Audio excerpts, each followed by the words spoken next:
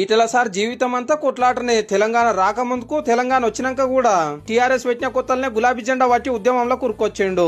అప్పుడు చంద్రాల్ sir CM. మహాజిత్తుల మారి తెలంగాణ పోరాటాన్ని, టీఆర్ఎస్ పార్టీని దొక్కేయాలని చూస్తే గట్టిగా నిలబడ్డోళ్ళ దాంట్లో ఈటల సార్ ఒక్కడు. ఇక 2004లో కమలాపూర్ ఎమ్మెల్యేగా గెలిచినాక అసెంబ్లీలో తెలంగాణకు పెద్ద గొంతు దొరికినట్టు అయింది. మంత్రి పదవులున్న వైఎస్ రాజశేఖర రెడ్డి తోటి కొట్లాడిండు. అటెంక అసెంబ్లీలో టీఆర్ఎస్ పార్టీకి పెద్ద దిక్కై మా రాష్ట్రం మాకు కావాలని గర్జించిండు. ఓ ఉప ఎన్నికలలో కారు ఓడిపోయినందుకు అప్పట్లో ఆంధ్ర సీఎం ఎట్లెడ్డిచ్చిండో తెలంగాణ పబ్లిక్ ఇప్పటికి కూడా మర్చిపోరు.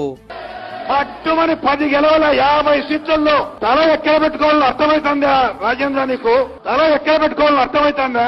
పట్టుమని 10 సీట్లు గెలవలే రాజేంద్ర, నీ తలక ఎక్కడ పెట్టుకుంటామన్నాడు. తెలంగాణ వచ్చేంత వరకు మా ఉద్యమ పోరాటాన్ని ఆర్పలేరు అని చెప్పి ప్రకటించినటువంటి వ్యక్తి ఈటల రాజేంద్ర అంటూ అసెంబ్లీలో సీఎంలతో కొట్లాడి సీమాంధ్ర ఎమ్మెల్యేలను ఎదిరించి తెలంగాణ మాట నెగ్గించిండు.